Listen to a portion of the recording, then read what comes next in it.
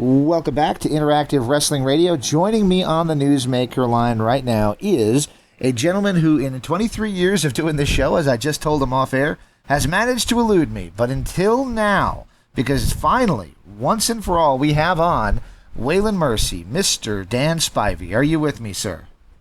Yes, sir. Thanks for having me on today. It's such a pleasure to have you on. I've been a big fan for many a year. And I guess let's start out with the simple things. How you doing? What have you been up to these days? I'm doing fine. I've been playing a lot of golf in retirement, and me and my wife are working on my book. It's a book about my life, my struggles, and my battle with alcohol and drugs. Oh, wow. That's going to be an interesting read. How far along are you guys with the book so far? We're going to be done with it before Christmas, so great stocking stuffer. All right. Is it self-published, or do you have a publisher in mind? We're doing it self. Oh, cool. All right. Yeah, well, it's been definitely a learning process, and but it's coming along. That's a pretty popular thing to do nowadays. Yep. In fact, the last guy I had on was Eddie Mansfield, and he's just finishing up his book too. And yeah, it seems like a lot of the guys I'm having on are putting the finishing touches on their books, and I think you guys, probably more so than today, have a lot of stories to tell about the crazy days of pro wrestling, and we'll get into a few of those stories here, but of course the best stuff we're going to save for the book. Yeah, most of my stories, there's stuff in there about wrestling, but more or less it's more about my recovery and the battles that I had, which a lot of people don't know I had them, but I definitely did. And hopefully, with the book coming out and people read it, hopefully, it helps them. If I can get sober, anybody can get sober. Very cool. That's a great... I did not know you were going to tell me that, so that actually took me a little off guard. Another stocking stuffer could be your new action figure, the Hastel Toys Hasbro-style action figure of Waylon Mercy. It's very cool. It always eluded, Waylon Mercy in particular figure always eluded everybody's collection until now. Is it cool to finally see yourself in plastic form? Yeah, it's awesome. People think that much about doing something like that for me, and people are buying them, so that's good. That's awesome to see. Let's talk a little bit about one of the guys I had on fairly recently. He says hello, by the way. He's a friend of mine. His name is Rod Price, Dallas area wrestler for the most part. But he said basically what we talked about was his college football career. And I was reading up on yours, and something you don't get asked a lot is the story that's online that says that you turned down a contract from the New York Jets to play for a Jacksonville-based team in a different league than the NFL. Why did you turn down the New York Jets? Well, my last of my playing days at Georgia, I was hurt. And I didn't want to play my senior year. I wanted to be redshirted. And Coach Dooley, went to him and told him what I wanted to do because I wasn't playing, to my abilities that I played before the knee injury. And he forced my hand, and I had to play that year. I had a terrible year, in my opinion, but still I was drafted by the Jets. But the World Football League came about. Some of the players, there was Zonka, Kick, let's see, there's a few other guys. I can't think of them right now, but, I figured I'd go there and get some more work done on my leg and get me back into playing shape. It was just didn't work out because it was the Jacksonville Express. They folded it quite early, so I didn't miss out there. But the following year, I went to the Jets, and that's when I met a doctor there. He was world famous because he took care of Joe Namath, and Namath had bad legs. And this doctor, Dr. Nicholas was his name. He, when I was doing my physical, he asked me, he said, Dan, he said, how long do they wait, to operate on you? And I told him 8 weeks. He said, 8 weeks. I said, 8 weeks. And then they operate on me, so I was in a cast for another 8 weeks. And so when I got hurt, I asked Coach Dooley, I wanted to get operated on the next day. He said, oh, you'll be all right. And so when Dr. Nicholas looked at it, he says, Dan, you should have been operated on 48 hours. And that just really destroyed me as far as, as a lifelong dream to play in the NFL, And even my junior year, before I got hurt, I was considered a #1 draft pick. So the whole reason of me going to the University of Georgia was to play football in the NFL, and I thought that they would give me the best shot. So that's what happened to me as far as, and when that happened to me, it made me pissed off at the world. And so, I really didn't care, I really didn't. And then I got into wrestling, a few years down the road. So anyway, that helped me get back in shape and want to look good and, just do the best I could be at wrestling. It took me 2 steps to get across the ring. So it's a lot harder than, a lot easier than running down quarterbacks. Absolutely. And you mentioned it already. You found your way into pro wrestling, and your trainer is listed as Dusty Rhodes. Dusty's another guy, by the way, that not to name drop, but that I had on my show once upon a time. And what was it like learning under such a unbelievable icon that was Dusty Rhodes already at that point, really? He had already made a name for himself. Yeah, I was in my 30s when I met Dusty. It was in a country western bar, and got to know him, and he asked me if I was interested in being a wrestler. And of course, the answer was yes. I've been a fan ever since I was a young kid. And so I went down to the office in Tampa and talked with him, and Scott Hall was there, and he decided to put us together. And so we started in Tampa, and then he got the Booker job up in Charlotte, North Carolina, working for the Crockett's, Jim Crockett promotion. So me and Scott Hall followed him up there to Charlotte, and we about starved to death up there. They didn't even have a ring for us to work out in.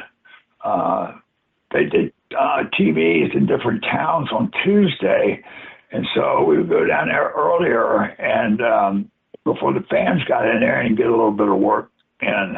And we didn't get any bookings at all. Dusty, he opened the door, but he didn't help us, that's for sure. I got more help out of Ricky Steamboat. I became good friends with him. And he would go down there with me early and work out and show me some things. And I can't say enough about Ricky. He's really a nice guy. Yeah, once upon a time, I had started writing along with him and Bonnie his autobiography, and it went absolutely nowhere. I blame Bonnie, but that's a story for another day.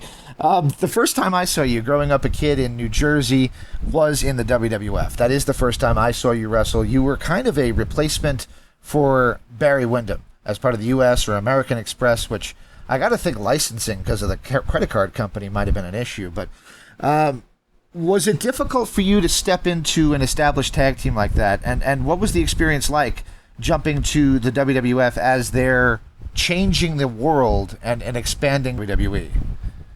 Well, it's kind of strange the way things happen, but for me, it was very good. I hated being in Kansas City. Me and Scott met Harley Race in Charlotte, and we told him what was going on. He says, well, I have a wrestling promotion in Kansas City.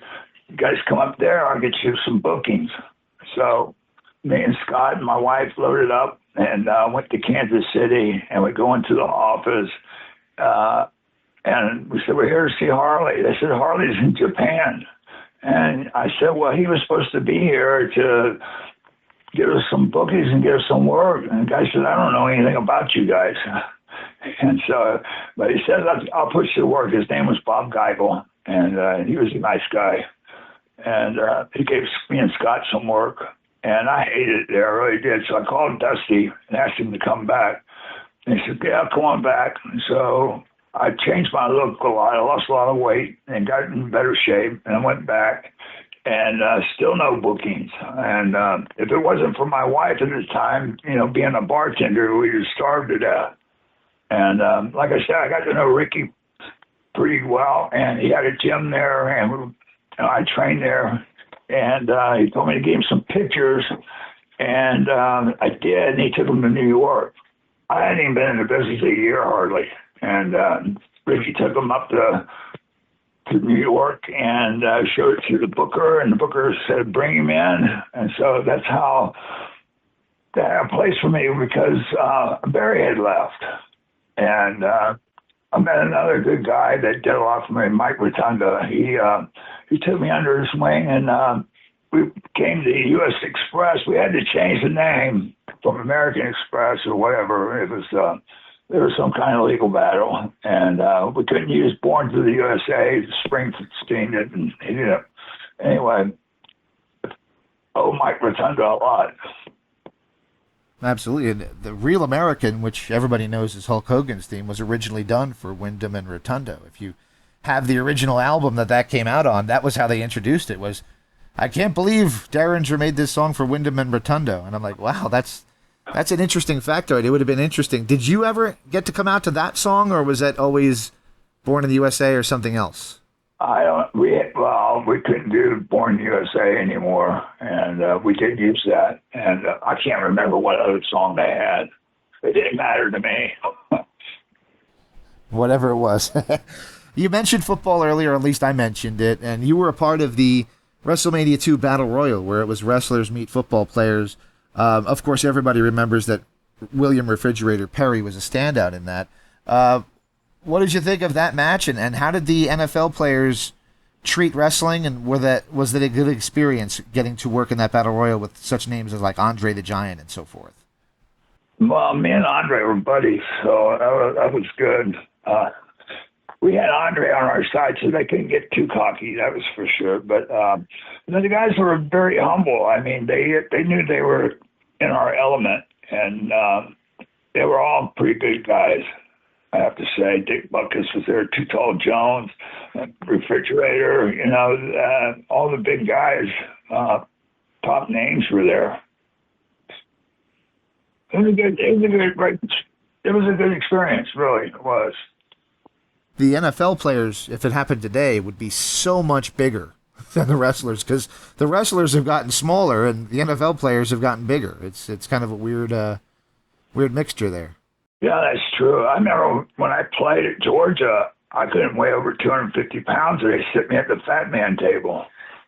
Later on in your WWE career, I got to say, of all of the great mains that wrestling had, you had one of the better ones, especially when you were the Golden Boy. The long blonde locks that you had, the bangs, which were not, not a lot of guys had that. That was very cool. You had one of the better hairdos, but a lot of people, I remember, like I said, I was a kid in New Jersey, would say, oh, he's starting to look like Hogan. What's going on with this? He's starting to look like Hogan. I bet you heard that quite a bit. Am I correct in assuming that? Well, I didn't hear it, when I was actually there, but, looking back on it, it's the worst thing I ever did.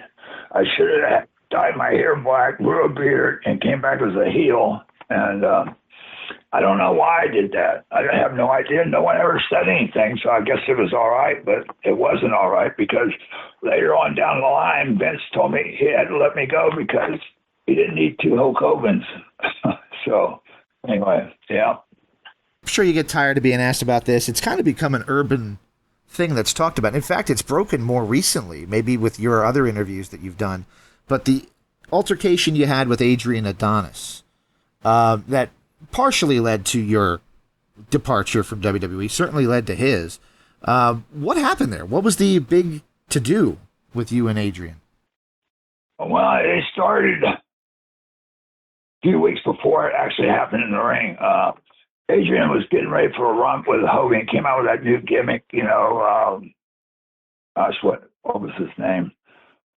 Oh gosh, can't think of the guy's name. Who acted like a fairy or a gay guy years and years ago. Gorgeous George, thank you. That was his new gimmick, and so they were feeding him underneath guys, and he was, beating them up and work style, not really doing it. He was supposed to not do it, but he took it a little bit further, and he was really hurting guys in the ring. And I've been watching him, and we got up to Canada, and it was a TV taping or something. There was some kind of thing going on. I worked with him, and he got really stiff with me in the ring and stuff, and he said a bunch of bull in the ring and really pissed me off. And some of my friends, Dynamite and Davey Boy Smith, got all my stuff and got me out of the locker before anything happened. So I figured that was it. So the next night we're in Flint, Michigan, first time ever being in Flint, sold out, 10,000 people, and I'm in a locker room, and Pat Patterson comes in and says, you have to work with Adrian tonight. George Steele is hurt, and he's not here. He's in the hospital. I said, well, I don't want to work with Adrian. And he comes back a few minutes. He says, Adrian don't want to work with you, but then says y'all are working together. So anyway, it starts out, I'm in the ring first, and Adrian comes out. He did one of those air booger things, and it's not all down his arm. So that pissed me off right there. And I yelled at Jimmy Hart. I said, wipe his friggin' arm off. And so anyway, I was ready for him. And I was hoping, I was hoping he would try something. And he did. He tried to put a sleeper hold on me, and then he really tried to cinch down on it. I was able to get out of it. When I came out, I just started beating his ass. And I knocked him out. And I'm laying on top of him. And the ref says, Dan, that's not the finish. I said, I changed the finish. He's not going over. And so I got disqualified. I go back in the locker room, and he's knocked out, and he's blood everywhere. And I'm in the locker room. He comes through the door. I grabbed a chair. I was going to hit him with that, and I'm still mad. And the boys grabbed the chair from me and was holding me. And he comes to do a leg dive on me, and Jake was holding me. He says, hold on, Dan, hold on. Here he comes. And he let go of me. And I hit him with an uppercut, and just every time I hit him, I just split him open. And Randy Savage grabbed me and took me down to his locker room, and he got me some ice, and he told me, Dan, whatever you do, make the town tomorrow. So I did, and that's the story. I don't think I left out anything. Absolutely, that's an amazing story, and it's hearing names. I mean, he died so young. So many of these guys died so young, and unfortunately, another one that died pretty young too was your tag team partner when you went to WCW, part of the Skyscrapers, Sid Vicious. We just lost him just over a year ago, and that one was a bit of a surprise and a sting for a lot of us. What was your thoughts on teaming with Sid, and thoughts on losing him so young? I liked Sid. I really did. And, the thing that happened between me and him was that we had a pay-per-view match up in New York with the Brothers.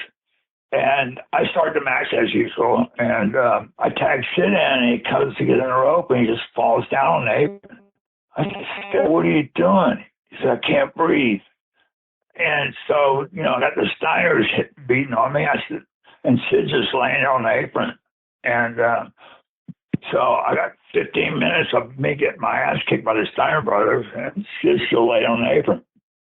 So they came down the ringside, and they took him to the hospital, and Sid punctured a lung getting into the ring. And, that's when he was out of commission for quite a while. And I actually saw Sid 3 weeks before he died.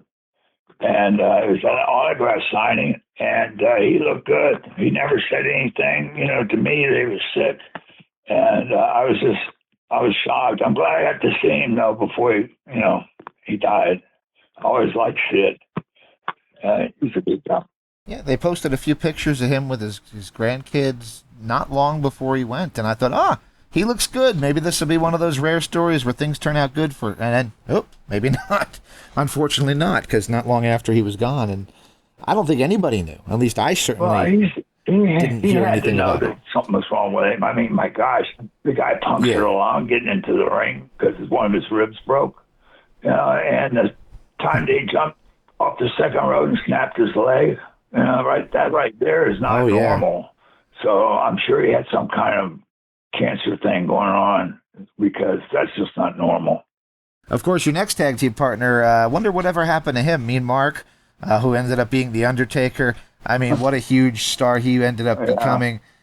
Did you, I know you get asked this a lot, but did you know that he was destined to be huge one of these days? I knew he'd be a good hand, but I didn't know he would become that good. I mean, hell, he's probably got the greatest gimmick ever to come out, and he just, he worked it well. I mean, the guy, hell of a performer. He's probably the best big man ever to work in the business. WCW, Ole Anderson told him after I left, they had him working as a single.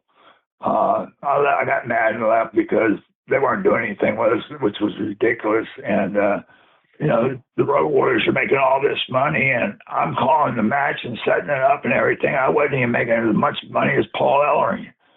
So I went back to Japan, left Mark there, which was probably a pretty mean thing to do to him. But they had him doing some single stuff, and Ole Anderson told him, he says, "You'll never make any money in this business. You'll never be able to draw." And, he went to New York, and they made him a star, and Vince gave him the ball, and he ran with it hard. There were a lot of changes in WCW. You were back and forth whether you stayed or went, but Bill Watts came in and you returned. Bill Watts obviously was more of a guy who would appreciate a rougher style, a style like what you had. Was his idea for WCW, as you remember it, was that a good idea for WCW, or do you think he was setting the clock back a little too far? No, I was over in Japan, and I found out that Bill came in, replaced Dusty, and it stopped payment on my checks. And so I'm over in Japan, and I found out my checks didn't come. And so I called him. He says, well, and Dusty gave me permission to go. And he says, well, if you're going to leave this company, you're going to come back and put some guys over and stuff. And, that pissed me off. And so anyway, I got back. I went to a TV to see him, and he changed his tune. And he didn't make me do any jobs or anything. So he just gave me my money, and I left. One of the matches you had was with Johnny Ace. We could talk about All Japan in just a moment, but in the UWF. And it was kind of a weird event because it was in the MGM Grand in Las Vegas, and there was not many people there. It was actually noticeably empty. Herb Abrams' UWF, they've done a documentary on it. What was your thoughts on the UWF and that brief stay with that promotion? It was ridiculous. We had more wrestlers there than we had people wanting to see the match. There's nobody there, like you said, MGM Grand. I heard he stiffed them on the money. And he died a few weeks later after that. So yeah, he died. He died with hookers, and he beat the shit out of a couch with a baseball bat. That's an interesting life. Oh yeah, an interesting way to go. All right, so we got to get to All Japan Pro Wrestling. I'm going to try to speed up because I know I'm getting close to the time here. All Japan Pro Wrestling was a hard-nosed style, but you flourished there. That's where a lot of people, when they say to watch your best stuff, watch your stuff from All Japan. But it did a lot of damage to a lot of guys. Yourself being one of them, Doug Furness being another, a former friend of mine who passed away a couple years ago, Dale Wilkes, the Patriot. He also, by the time he finally got to WWE, much like you, had sustained quite a bit of damage to his body.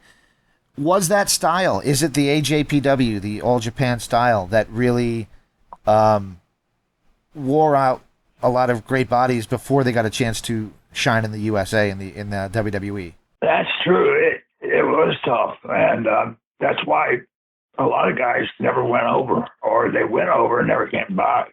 It was that style just fit me. I liked it. I loved it.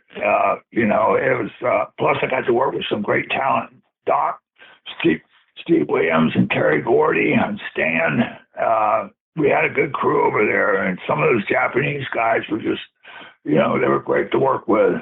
You know, there wasn't a whole bunch of BS. I mean, you know, with sponsored, you know, ring attire people coming, you know, and dogs. And I got the Dynamite Kid and them, the British Boy had a dog they bring down to the ring. And so, you know, it was no bullshit, just go in there and beat each other up. Very cool. And of course, we've reached Waylon Mercy, and that's probably the biggest character you did, especially in the United States. And it was fantastic because it was creepy to the point that I remember the promo with the bug, and the bug was on your arm, and I'm watching it, and my sister is watching it, and she screams, "Turn off the TV! Turn it off!" And I'm like, "Why?" And she's like, "He's going to eat the bug, or he's going to kill the bug." And I was like, all right, it's a wrestling character, but okay. So she makes me turn it off. But that really, you know, and she was older than me. She was like 23 at that time. So you freaked out somebody that was a grown adult. The character was great. What was your thoughts on becoming Waylon Mercy, and what was the inspiration thereof? I loved Waylon Mercy, and, you know, it was something I got to be that I didn't just, you know, I got to be other than Dan Spivey. I got to be a character, as you say, and it, you know, it was perfect for me. It really was unfinished business, you know, that I was able to do that, but I was just too beat up to carry on. And, you know, you know, Waylon Mercy, it could have been a huge deal. I'm sorry and regret that I wasn't able to finish it. Did you enjoy getting the chance to cut promos? I know you had done promos before, but I don't think anybody realized that you were as good at them as you were with Waylon Mercy. Well, you know, whenever somebody yells and screams at me, it just pisses me off. You know, but the thing is, when someone comes in there talking, you got to really pay attention to what they're saying, because, you know, they're not talking real loud. It gets people's attention. You know, I know it does when I was younger and that kind of stuff would go on. And, you know, you just pay attention when someone's just talking, and you got to really work. You hear what they're saying and how they say it. And I love Waylon Mercy, and I believe Waylon Mercy could have been something very big. And it was something I loved, and I knew that character inside out. As a mark, can I ask for, you know what I mean, from you? Lives of old boy and Waylon Mercy's hands. You know what I mean? I love it. All right, so Bray Wyatt borrowed a lot from that character. It was clear watching it, but it's only been in recent years that I've found out that he actually spoke to you about that. And of course, Bray Wyatt, the son of Mike Rotunda, which was, of course, your tag team partner in the U.S. or American Express, whichever you want to go with. What was that experience like, being asked to borrow from that character? And the daughter, they're good people. Yeah, he came and he asked me about it, and I said, sure, I'd be honored for you to do it. And we talked several. I'm proud that someone would want to, you know, do something that I started. You know, it was a great tribute for me.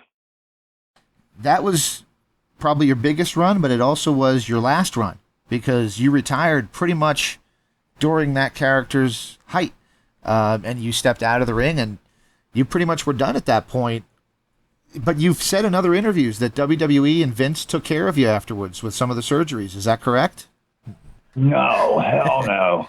Vince took care. No. Early in my career, when I was the Golden Boy, Vince took care of me there. As far as giving me $500 a week till I was well again, and then he let me go. But he made sure I got well first, and was able to go to work.